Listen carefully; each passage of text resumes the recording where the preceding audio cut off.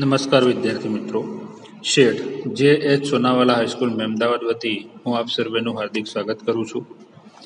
ધોરણ 12 મનોવિજ્ઞાન, પાઠ નંબર 3 બુદ્ધિ.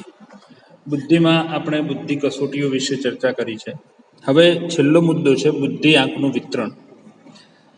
બુદ્ધિઆંકનું વિતરણ કઈ રીતે કરવામાં આવે છે એની આપણે ચર્ચા કરવી છે.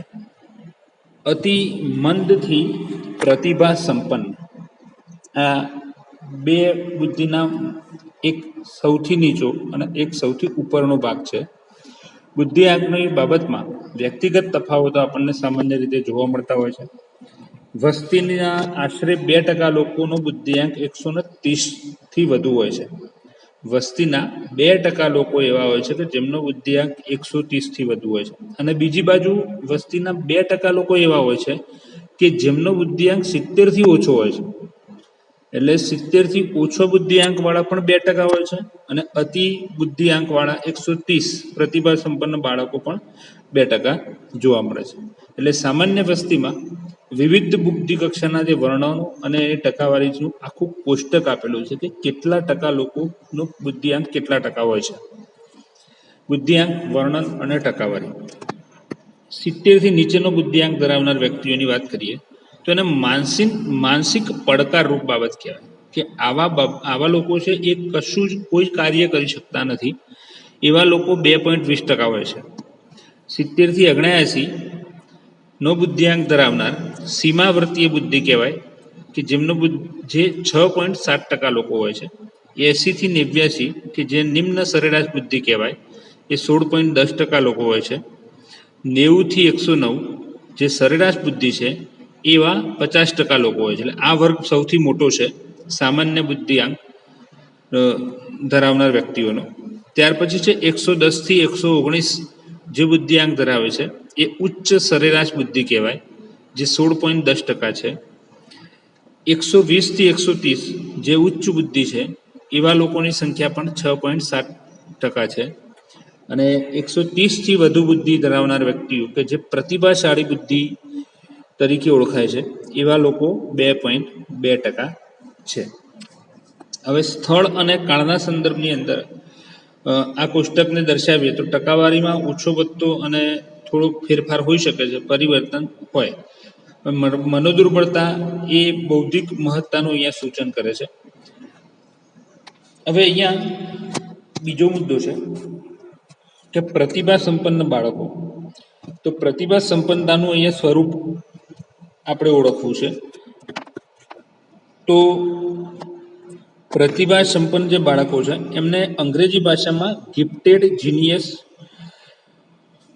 ટેલેન્ટેડ તરીકે ઓળખવામાં આવે છે. હવે આધુનિક રીતે જોઈએ તો આનુવંશિક અને ઉચ્ચ બુદ્ધિ કે વિશિષ્ટ માનસિક શક્તિઓ ધરાવનાર જે વ્યક્તિઓ છે એ વ્યક્તિઓને પ્રતિભા સંપન્ન તરીકે ઓળખવામાં આવે છે.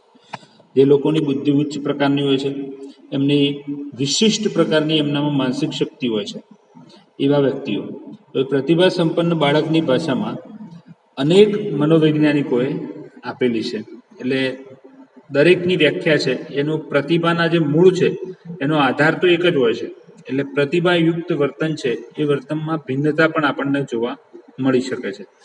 વર્તમાન સમયની વાત કરીએ તો માનવ જીવનમાં કોઈ પણ અર્થપૂર્ણ બુદ્ધિ, બોધાત્મક, નૈતિક, શારીરિક, આવેગિક, સામાજિક કે સૌંદર્યલક્ષી જે ક્ષેત્રો છે એમાં પ્રયોજાતી જે ઉચ્ચ શક્તિ તરીકે જેને ઓળખવામાં આવે છે એને પ્રતિભા સંપન્નતાની વ્યાખ્યા કરવામાં આવી છે. ઈસવીસન 1925માં ટર્મેને આવી વ્યક્તિઓનો અભ્યાસ કર્યો.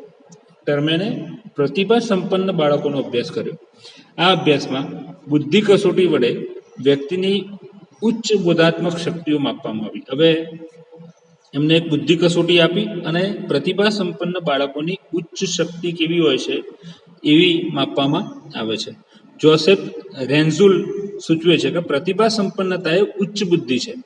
એટલે ઉચ્ચ સર્જકતા અને ઉચ્ચ પ્રેરણા એમ 3 ઘટકોની આંતરક્રિયા પર અવલંબે છે. ઉચ્ચ બુદ્ધિ, ઉચ્ચ સર્જકતા, સર્જન કરવું ઊંચું, ઊંચી પ્રેરણા, આ 3 ઘટકો છે એના ઉપર આંતરક્રિયા ઉપર આનું અવલંબન ધરાવે છે. હવે પ્રતિભા સંપન્નતા માટેનું અહીંયા એક ઘટક આપેલું છે, જેમાં પ્રતિભા સંપન્નતામાં શું શું હોય છે, તો એ 3 વર્તુળો આપણને આપેલા છે અને એ 3 વર્તુળોની અંદર છે પ્રતિભા સંપન્નતા. તો પ્રતિભા સંપન્નની અંદર પહેલું શું હોય છે, તો કહે છે ઉચ્ચ બુદ્ધિ. બીજું શું હોય છે, તો કહે છે ઉચ્ચ સર્જકતા. ત્રીજું શું હોય છે, તો ઉચ્ચ પ્રેરણા. આ 3 વસ્તુઓ, 3 ઘટકો છે, એ આ ત્રણેય આ એક વ્યક્તિની અંદર, પ્રતિભા સંપન્ન વ્યક્તિની અંદર જોવા મળે છે. તો એ પ્રતિભા સંપન્ન બની શકે. બોધાત્મક ઉપરાંત બીજી અનેક શક્તિઓનું સંયોજન અને સંગઠન આ વ્યક્તિની અંદર હોય છે. એટલે આવા લોકો અન્ય કરતા ઉચ્ચ કોટીનું કર્તૃત્વ દર્શાવતા હોય છે. એટલે તેઓ વિશિષ્ટ શક્તિઓ અને ઉચ્ચ સ્વ ખ્યાલો ધરાવે છે. એટલે પ્રતિભા સંપન્ન વ્યક્તિઓ શીખવા માટે, સિદ્ધિઓ, શ્રેષ્ઠતાઓ મેળવવામાં વધુ પ્રયત્નો કરે છે. અને પ્રતિભા સંપન્નતા એક કુદરતી બક્ષિસ છે. આવી જે વ્યક્તિઓ કે પ્રતિભા સંપન્નતા હોય એ વ્યક્તિઓને કુદરતી બક્ષિસ હોય છે. એટલે બધા સામાજિક આર્થિક વર્ગમાં એને જોવામાં આવે છે. એટલે આ પ્રકારની પ્રતિભા સંપન્નતા છે એ કુદરતી બક્ષિસ તરીકે ઓળખવામાં આવી છે. બીજું છે પ્રતિભા સંપન્નતાને ઓળખવાની પ્રક્રિયા શું છે. તો એમાં પ્રતિભા સંપન્ન જે બાળક છે એને ઓળખવા માટે વર્તમાન સમયની અંદર સામાન્ય રીતે બુદ્ધિ કસોટી અને સિદ્ધિ કસોટીઓ સૌથી વધુ ઉપયોગમાં લેવાતી હોય છે. એટલે બુદ્ધિ અને સિદ્ધિ કસોટીથી માપી શકીએ છીએ. એટલે આ બાળકો કેટલીક વાર ચોક્કસ જે બુદ્ધિઆંક હોય છે એના આધારે લેવામાં આવતો હોય છે.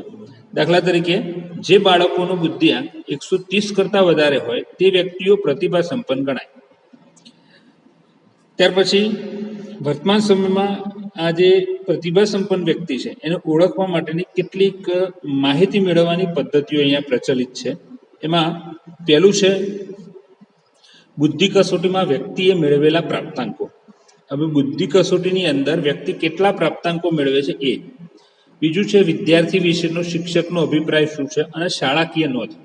હવે આ એક બાબત છે કે વિદ્યાર્થી કાળમાં શિક્ષકોનો અભિપ્રાય શું છે એ બાળક પ્રત્યેનો, કે જે પ્રતિભા સંપન્ન છે.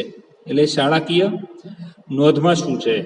બીજું છે બાળક વિશે મા બાપનું મૂલ્યાંકન શું છે, એના મા બાપ બાળક વિશે શું વિચારે છે. અને ચોથું છે બાળકનો સામાજિક આવેગિક પરિપક્વતાનો આંક કેટલો છે. સમાજમાં અને આવેગિક દ્રષ્ટિએ આવેગોનો અનુભવમાં પરિપક્વતા કેટલી છે એના આધારે પ્રતિભા સંપન્નતાને ઓળખી શકાય છે. બીજું આ ઉપરાંત બાળકની સમાયોજનની કક્ષા, પ્રેરણા અને મહત્વકાંક્ષાનું માપ, તેમજ સ્વમૂલ્યાંકન વગેરે દ્વારા જે મળતી માહિતી છે એ પ્રતિભા સંપન્ન બાળકોને ઓળખવામાં પ્રયત્ન કરે છે. પછી છે પ્રતિભા સંપન્નતાના લક્ષણો શું છે. તો પ્રતિભા સંપન્નતાને જો ઓળખવી હોય તો એના માટે વર્તમાન સમયમાં સામાન્ય રીતે બુદ્ધિ અને સિદ્ધિ કસોટીમાં સૌથી વધુ ઉપયોગમાં લેવાતી બાબતો ઘણી છે. એટલે એમાં કેટલાક હાથ ધરાયેલા જે અભ્યાસો છે એના આધારે પ્રતિભા સંપન્ન બાળકોના લક્ષણો છે એ અહીંયા આપણે જોઈએ. તો એમાં છે ઉચ્ચ સ્વગૌરવ અને ઊંચી સ્વક્ષમતા જે ધરાવે છે એવા બાળકો, કે જેઓ ઉચ્ચ સ્વગૌરવ અને ઉચ્ચ સ્વક્ષમતા. હવે એમાં સર્જનાત્મકતા અને મૌલિક હોય છે. આ બાબતો છે કેવી હોય છે, તો કે છે સર્જન અને મૌલિક એટલે જાતે કરેલું હોય. તેઓ આંતરસૂઝ ધરાવે છે. સારી એમનામાં આંતરસૂઝ હોય છે. સમસ્યા માટેના જે ઉકેલો છે એ ઉકેલો કે કૌશલ્યો પૂરો ઉપયોગ કરતા હોય છે.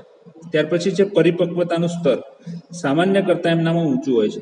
આવા લોકોનું પરિપક્વતા સારી એવી હોય છે. એટલે ઉંમરના પ્રમાણમાં એ સારી રીતે સમજી શકે છે અને પુખ્તતા ધરાવતા હોય છે.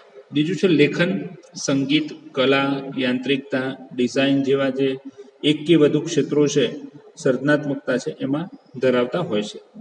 પછી છે સ્વ વિવેચક, પોતાનું કાર્યનું જે તાર્કિક મૂલ્યાંકન છે એ આ લોકો કરી શકે છે. પોતે જે કામ કર્યું છે એનું જાતે જ એ મૂલ્યાંકન કરી શકે.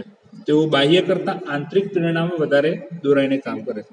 બીજા લોકોની પ્રેરણા કરતાં પોતાના અંદર રહેલી જે પ્રેરણા છે, આંતરિક પ્રેરણા, એના આધારે સારી રીતે કામ કરી શકે છે.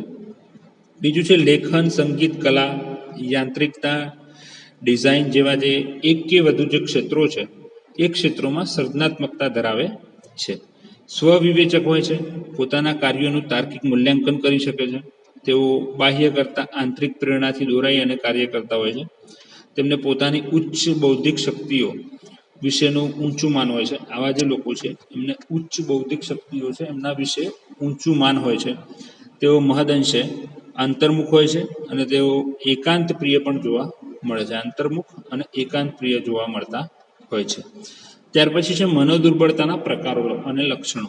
મનોદુર્બળતાની વાત કરીએ તો હવે આ જે લોકો છે એને બુદ્ધિમંદતા અથવા માનસિક પછાતપણું કહે છે. બુદ્ધિમંદતા અથવા માનસિક પછાતપણું. આવા બાળકો બુદ્ધિ ઓછી હોવાથી પર્યાવરણમાં અને તેમને જાત સામેના પડકારોનો સામનો કરવો પડે છે.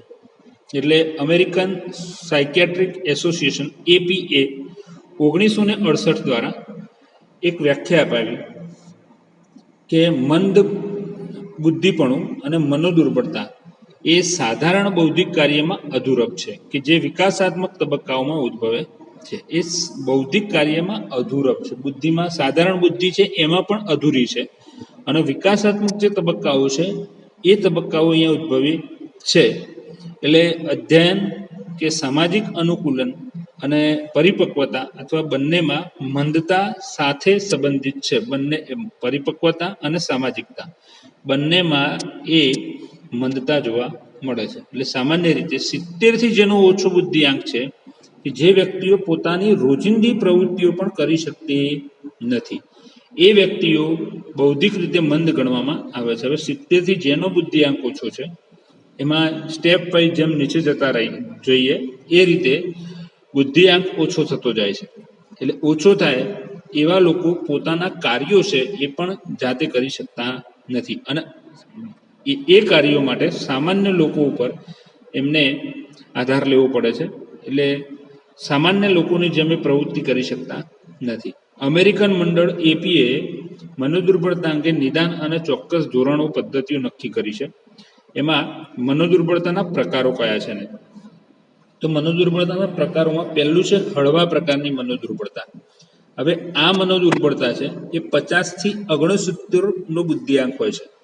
આ લોકોનો બુદ્ધિઆંક છે એ 50 થી 69 સુધીનો હોય છે. એમનામાં મનોદુર્બળતા છે પણ કેવી છે? હળવા પ્રકારની. બીજું છે મધ્ય મનોદુર્બળતા.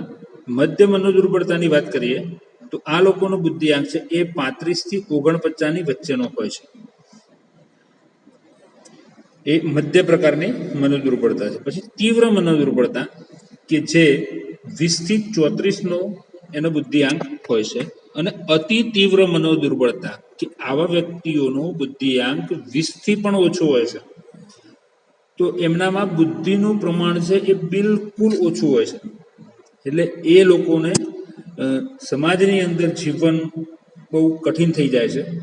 ત્યાર પછી છે મનોદુર્બળતાના પડકાર અનુભવતા લોકોના જે લક્ષણો છે એની આપણે વાત કરીએ તો હવે આની અંદર મનોદુર્બળતાની કક્ષા અને એના લક્ષણો છે. કક્ષા અને લક્ષણો બતાવ્યા છે અહીંયા. તો પહેલું છે સ્વસહાયક કૌશલ્યો. એક બાજુ છે કાર્યના પ્રકારો.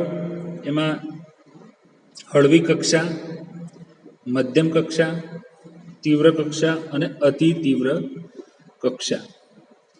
હવે એ દરેકનો નીચે બુદ્ધિઆંકનું પ્રમાણ આપેલું છે કે હળવી કક્ષા તો 50 થી 69, મધ્ય કક્ષા તો 35 થી 49, તીવ્ર કક્ષા તો 20 થી 34 અને અતિ તીવ્ર એ 20 થી ઓછો.